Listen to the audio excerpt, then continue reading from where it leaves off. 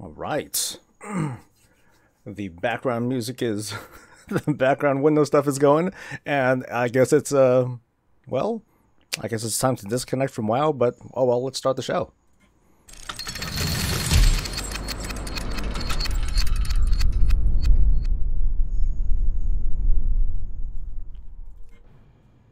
What's up, everyone? This is Soul. This is Warcraft Daily. It is May 30th, 2018. It's good to see all your smiling, happy faces. And we do have a couple of things to talk about, including the Speaker comic, which did in fact come out yesterday as kind of maybe predicted. But there are also a couple things that I wanted to talk about, including Mythic Plus, which I know that I'm not really qualified to really talk about, but Blizzard was asking for some feedback. So I want to talk about the idea of asking of their request for that feedback and just kind of get an idea of what people are probably going to say or ask for or ask questions about, and that window thing is getting pretty annoying. And then I also wanted to talk a little bit about these new cutscenes that Wowhead had published. They put up a couple videos describing these cutscenes based on some what was mostly data mined text that we were reading about over the past couple of weeks, months maybe. And there has been a big critique on the quality of said cutscenes, and I'm going to talk about that as well as soon as I probably close that window, because there is like construction going on. What is going on? Come on! I'm trying to do a show here. Busy stuff is happening. Sort of. Kind of. But a real quick good morning to the folks that are joining me on chat, like me, myself, and Mad Dog, who is alive after yesterday's tropical storm over in, I believe, Louisiana. So it's good to see you nice and safe and happy. Yeah, this is the second episode of Warcraft Daily, and yesterday's episode seemed to work out pretty well. I hope today's comes out to be quite enjoyable as well. But let's go ahead and get started, and I guess we'll talk about the Magni comic first, because that's an easy one. There's not too much to glean from here, and I'm not going to show off panels or anything like that. In case you haven't in case you haven't read through it or looked at it yet, or in case you don't even want to get all that spoiled, I do encourage reading it anyway, because this is kind of this is an official release and part of Blizzard, so I do recommend taking a look at it. It's an easy read, it's a quick read, and based on this as well as the Jaina comic, it feels like these sorts of comics, they're pretty transparent. They're not a thing that we're supposed to, oh my god, if you look at this image and you enhance it a little bit further, I'm going to find madness. I'm going to find evidence of the old gods and stuff like that. I mean, we can make all sorts of wild speculation, and I'm sure that there are a couple of folks that already have. But the way that I'm reading this as, like I said, a very surface thing. It's a very easy read. And the gist of it is that we're looking into Magni's motivations, or we're looking into his kind of a parallel of how he didn't do as good of a job at taking care of his daughter Moira, and how that runs alongside his responsibility of supporting the world soul of Azeroth. And like, oh no. So there's a very cool parallel. It reaches into that whole emotion of Magni's failure, or his presumed failure as a father, because I mean, Moira was still alive, she still became an accomplished woman, and now she's doing whatever it is that she's doing. But Magni probably still feels like feels that the guilt of him trying to be a father just kind of backfired on him. It didn't work out, and this is him trying to, I guess, make up for what had happened. If anything, I really like the visuals of Magni himself. Even though he is a stone statue, or I'm sorry, he's a diamond statue, you can still see the emotion based on some of the lighting, some of the effects that you see, and it helps to paint that picture of this supposed monolith of a man, dwarf person, who's still vulnerable, who still feels. What I find a little fascinating is that he's holding a piece of azurite, and we've seen the preview, or this is not too much of a spoiler because we've seen the cutscenes. If you recall the cutscenes between Anduin and Sylvanas when they first hold that piece of azurite, according to the book, they go through like this whole torrent of power and emotion. And it's like, oh my god, I can do anything and such. With Magni, it's a very different contrast, where instead he goes back and sees memories of his daughter. And maybe this is a way of Azeroth speaking directly to him, because maybe Azeroth just ain't doing so great, and this is the best way that she can possibly communicate. So that's kind of my take so far. Let me say hi to chats a little bit more. Did I say Tennessee? I don't know if I said Tennessee or not. Me myself says the comic is too short, and I kind of agree. It is very bite-sized. It would be awesome if we got like a more full kind of graphic novel even. I think that would be pretty neat. Another way to soak in and absorb a little bit more of that Warcraft lore. Of course, I could see the pushback and the blowback from hardcore players of the World of Warcraft being like, no man, I want to be able to play through and experience it for myself, which is okay, right? I think that's okay. I just disagree. I prefer different kinds of mediums to enjoy the series that we all like. Callum, what's up? And good morning. And good morning to everyone else. I apologize if I'm not doing a great job of like speaking directly with the chat and stuff, but let me read some other stuff. Kyle Ellis says that I heard a theory that they're only getting the Horde's dark actions with spoilers and the Alliance's good actions, so that it polarizes us with a good and bad faction, and we'll get a lot lighter Horde actions in game and in the patches, while we get more Dark Alliance actions in the patches. That's a very interesting theory. I'm not quite sure about the whole direction of that though, because we think about these little reveals and these little bits of information that we're getting, and I wonder to myself if this is some sort of great and grand conspiracy of storytelling in part of WoW. It's kind of like breaking the wall, breaking the fourth wall with the storytelling by revealing these bits of story, revealing and unleashing these bits of emotions and these polarizing reactions through data mined information, and through little story changes, and through small adjustments in the descriptions of the Amazon book description and all that. It's a very fascinating, that's actually a very fascinating theory, to be honest. The idea that you think about that one, oh god, I'm not great on Overwatch stuff. That one character that was introduced, the hacker chick, where the whole reveal, it was meant to be like this whole real world mystery solving sort of thing, and it became a bit too convoluted.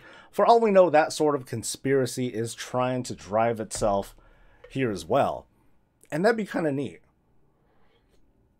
I'm just not sure about the reactions, because instead of a game like Overwatch, where you have different fans of different sides, or you have people that support the different pro league teams, here it's for the most part Horde and Alliance. You have these two very polarizing factions, and you probably have seen the forums and other such things. Things get really emotional when it comes to, grr, the Alliance is evil. It's like, no, they're morally gray and whatever. There's a lot of emotion behind that. I find that very fascinating, but at the same time, I do question whether or not that is great for like the whole long-term thing. The only Kyle goes on to say the only dwarf clan not led by a Bronzebeard is the Wildhammers. That's going to be an interesting thing to explore too.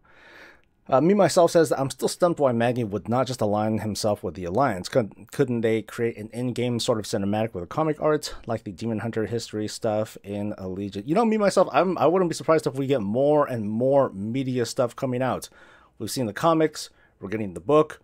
I fully believe that we're going to get some sort of, pseudo-animated series such as the Harbingers animations.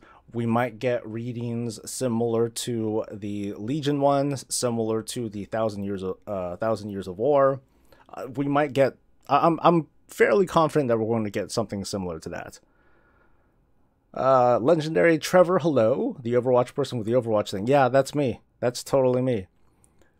you know, it's hard to just recall things off the top of your head when you're doing the news live. Royal J Forever, what's up and hello. But yeah, those are my thoughts on the Magni comic so far, and I'm very curious. What do you guys think? What's going to be the third comic that's going to come out? And we saw Jaina, we saw Magni. Who's the third person going to be? Sourfang, Nathanos. You know, someone who might be more Horde aligned. That's kind of the feeling that I have. I'm going in that direction because that just seems like it makes sense, but who knows? But let's move on to the next topic, which I think is going to take even longer. Mythic Plus feedback. So Blizzard had the audacity to say, "Hey, we would love to get your feedback on Mythic Plus now that we're kind of doing a post-mortem for Legion." And let me say this now: I'm not the most qualified person to speak directly about Mythic Plus because I don't do it very much at all. A lot of the time it's, you know, I get invited, "Hey, you want to do a Mythic Plus haul?" And I'm like, "Nah, it's late. I'm tired. I don't feel like it. Is it a full guild run? No? Nah, I'm out of here." I'm very lazy. I'm very lazy about it. I think it's mostly because I don't see at this, especially at this stage of the game, I don't see a use for it, and unfortunately, my free time just doesn't allow for it. If I had a lot more free time, then I would definitely get into it a lot more. But since I don't, and a lot of my playtime is limited to some of the morning streams as well as guild raid runs, I have to make choices, unfortunately. But I'm very fascinated, and I'm very curious about what kinds of feedback people are going to give with regards to Mythic Plus. And I've seen a couple of things, and I'll talk about them for a little bit, and I'll give a little bit of my reaction to that. Before that, though, Lucas asks, what would Blizzard have to do to get me to push higher level keys, Soul? You know, I'm going to get into that, and hopefully I'll be able to answer that. Dustin Combs says, "Hey Soul, playing through beta and alpha, I noticed the Horde tends to have a complete leadership, steady and defined. The Alliance seems unstable in leadership and has allowed problems to swell." I'm not too you know, I'm not too familiar with the full campaigns for either faction. I haven't played through the full war campaigns, which are done, by the way. You know, they are considered complete, and now it's just a matter of how long it's going to take for all of those segments of the war campaign to come out. But yeah, what's up, Kabuki? And let's go back to Mythic Plus really quick. What kind of things are going to be mentioned? There are a couple of topics that I spotted, such as certain fixes that people do not like, including skittish. I'll just talk about that for a second. Skittish is the one where you just do less threat or threat decays and stuff like that. On top of tank threat being nerfed in the upcoming Battle for Azeroth expansion, I can expect there being a lot of salt being thrown whenever skittish is coming out, and tanks might be unprepared, or inexperienced players that are less familiar with threat problems and threat generation are going to have pretty big problems, especially in higher keys. When you need to have longer sustained DPS, tanks are going to find themselves having to tab target a lot so they can maintain threat even more than before, whenever they had to deal with a skittish. And then of course there's the combination of other affixes that might totally mess things up. I expect there to be a big conversation about about affixes that people just don't like anymore. But probably the bigger conversation that I've observed is the idea of punishing leavers, about whenever you have a bad key because of whenever you're having a bad key, or things just aren't looking so great, you're just like, you know what, screw it, I'm going to bounce, I'm going to try to find another key. And that leaves the people that were left behind pretty pissed off, which leads to this sort of conversation of, hey, you know what, there's got to be some way to take these people that leave, those jerk faces, those assholes, and make sure that I've seen different levels of punishment that are being doled out. Like, don't let them do a Mythic Plus for the entire week, or don't let them queue up in the group finder thingamajigger for 12 to 24 hours to a week or something like that. Just something really harsh. And I think, in my opinion, that view, it's a little bit short-sighted. It falls a little bit short of the big picture and trying to get people to group up together and otherwise attempt to have a good time and attempt to and attempt to succeed. The way that I see it, whenever you have a situation like that where it's like, oh, if you start a group and one person leaves before, if a person happens to leave before the timer expires, or the timer expires plus 20 minutes, then they get dealt some sort of punishment. That encourages the behavior of the person who wants to leave to just be like, okay, well, I'm just going to sit here until the timer runs out, because I'm not going to waste my time throwing ourselves at a brick wall that we clearly are not able to do. And yeah, so then it's just a race of who's going to leave first, or who's going to get punished first. But there are answers to that, and I'll get to that. But it just leads to this cascading path of negativity, where in this case, if I'm going to be like, hey, this group sucks, I'm just going to wait it out because I don't want to just leave and get punished. The answer to that could be, well, what if the group votes to kick? Okay, that could be a thing. And then, okay, great. Now I get punished because I think that this run definitely is not going to take off, but these four jackasses are going to kick me. That also leads to possible instances where you might just kick someone just because, or you might just kick someone just to troll them.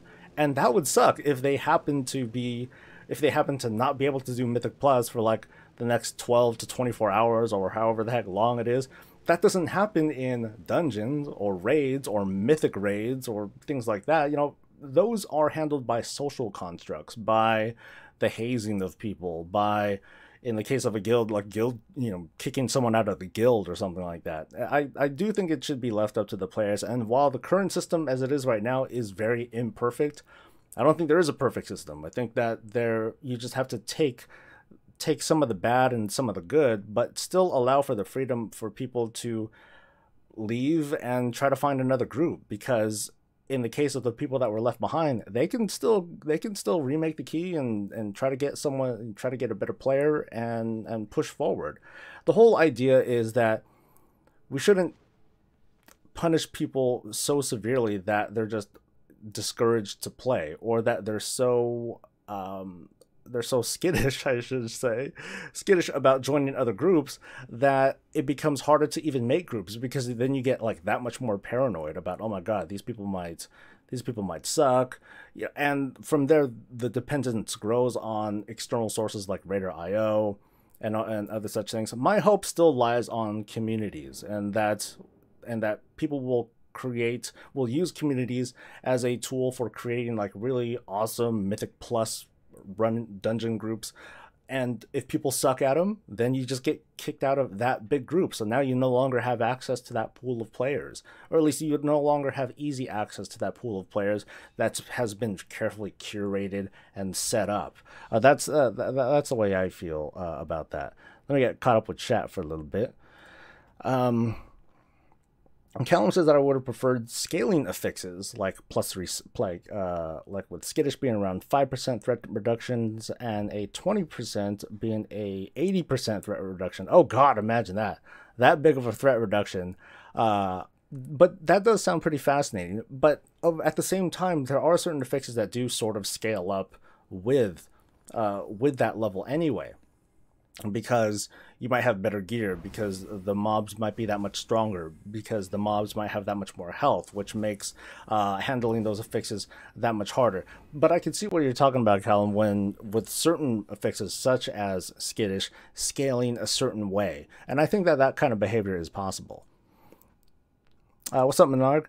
Kyle Ellis says, I would like a set of common affixes and then a set of rarer ones that are harder with some extra bonuses like 2% extra rep or something. That's an interesting one. I've only voted to kick, I think, 4 times, says Kyle. If a group member starts swearing at someone, I vote to kick. You can have a complaint, but no need to devolve that far. Swearing is fine. Cursing someone out who makes a single mistake is not. And I guess we see that a lot, right? Even like the few times that I bring pugs in, or that I'm part of a pug, or even in guild stuff when I bring total strangers in, sometimes we see personalities that are like, ugh, okay, no wonder these guys are pugs. Oh god, These guys are so undesirable, which is a terrible thing to think. We'd like to think that we all just want to get in, and get our good stuff done. The last critique that I want to make really quick on that I want to identify with Mythic Plus, and thankfully I found this. I'm not alone on this. Is the idea that the plus 15 Mythic chest, the Challenger's chest, whatever the heck that thing is called, that it's a source of toxicity, and that it's kind of a beacon on where you find certain kinds of players that are just there for the chest. They just want to get it over with so they can get the gear and then get the heck out. And it's still something that I don't like. It's not... I think that when it comes to progressing through Mythic Plus and trying to advance and trying to get better gear, that the best path to do that is to just do higher keys. Just keep going, keep going, keep going until you can get access to that really awesome gear, and not, hey, let me do a 15 so I can get that Super Titan Forged whatever the heck thing it is, and then I'm like done for the week. It promotes it. From my limited observations, it promotes a sort of negativity where at lower levels you see people on alts, you see people that are just learning the ropes and getting used to it, and you're seeing people of that certain skill level. When it comes to a 15 though, you see a pretty wide variety of players, ones that are just trying to push through to go to higher and higher keys because they do want to challenge themselves, and ones that are just trying to get it over with, and they'll do whatever it takes to get in there because that's the path to progression for them. I don't believe that the plus 15 chest is a great model for progressing your gear. I think the better model is to just go to higher and higher keys until you can get that sort of gear. That's the way that that's my take on it.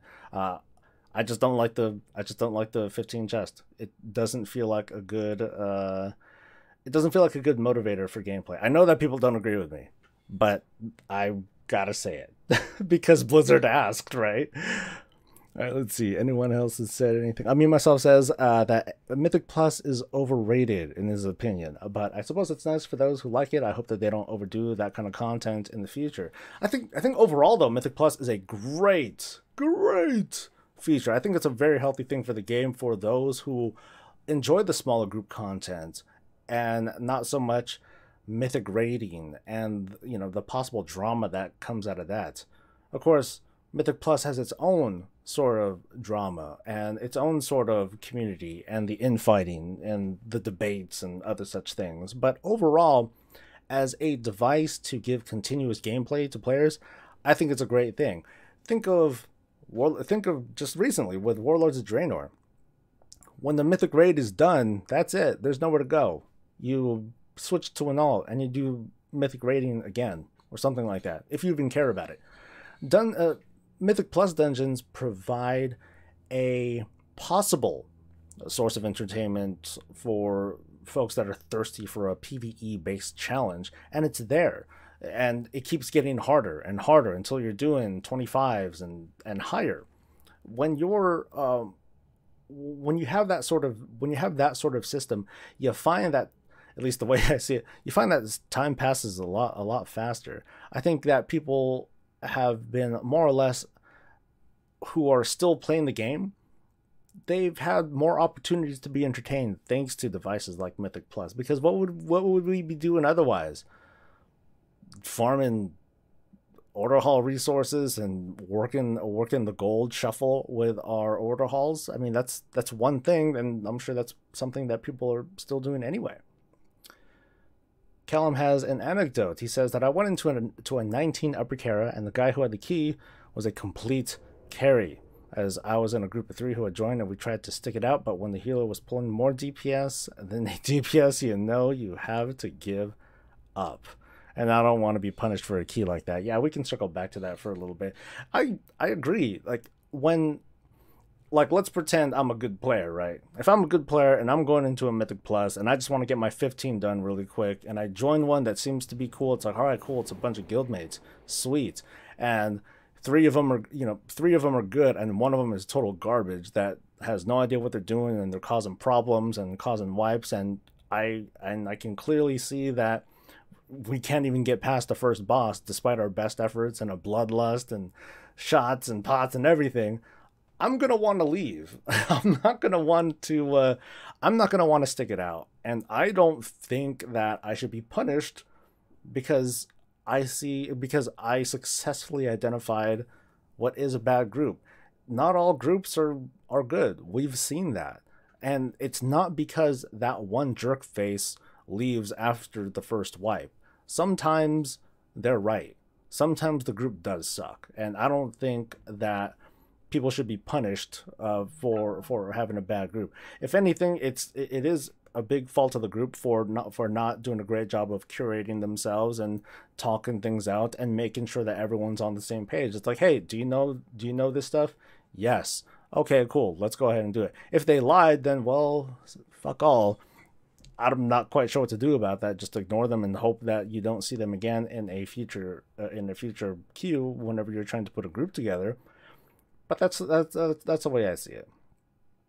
Kyle Ellis says that I would like some of the old vanilla style Elite World questing areas like Stromgarde. Was Stromgarde an elite area? I don't remember it being very elite. I do recall other places like Tyr's Hand and that one spot in Hinterlands, something like that. I'm not too sure. I kind of would support something like that, Kyle, but I don't know. Maybe I'll talk about that a little bit more during the actual morning show, which is going to happen in about 5-ish minutes or so. But I'll stick around for that.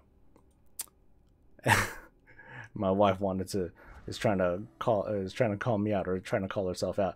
Kabuki Java says, I love Mythic Plus because after I get ahead of the curve for a raid, I don't really have the motivation to keep going with the raid. Mythic raiding is just not my thing, but keys are fast and fun, so it's perfect for me. And that's great. That's the answer. That's the idea I think that Blizzard had when creating something like Mythic Plus as an alternative answer for wanting to do PvE content without the stuff that comes with raids. Like I said, there is a different set of rules and drama to deal with when you're going into the land of Mythic Plus, but I think it's a healthy spot to be. I think that the community there is thriving and that overall the system is a success. So I hope to see a lot more improvements in the future with regards to like tracking the seasons idea. I think is a really cool idea, and so on. Myself wants Blizzard to make a World Quest Plus. Oh god. Stromgarde was an elite in vanilla that needed like a 3-man group. I guess I don't recall Stromgarde being a place for elites. I do have a memory of group questing there, but I don't remember all of them being elites. That's just me though, but whatever. So anyway, that pretty much wraps up the daily for today. And so if you have any feedback, please feel free to leave it in a comment below. I still need to figure out how I'm going to publish this because I had problems before and hardly anyone wanted to watch it. So I had to re-upload it and then people wanted to watch it. So I'll have to figure out what's going on with that. But anyway, this is just an experiment after all. But I'm happy that you folks have been able to join me for today for this experiment. And I hope that things get better. So I'll see you guys in just a couple minutes over on Twitch. There's a link below. Otherwise, go to twitch.tv/SoulSoulBreezy. There is going to be more of me talking about other random stuff and music. So enjoy yourselves. I'll see you folks in a few minutes. And until then, stay safe, stay happy, and as always, stay breezy. Bye, bye, bye, bye, bye.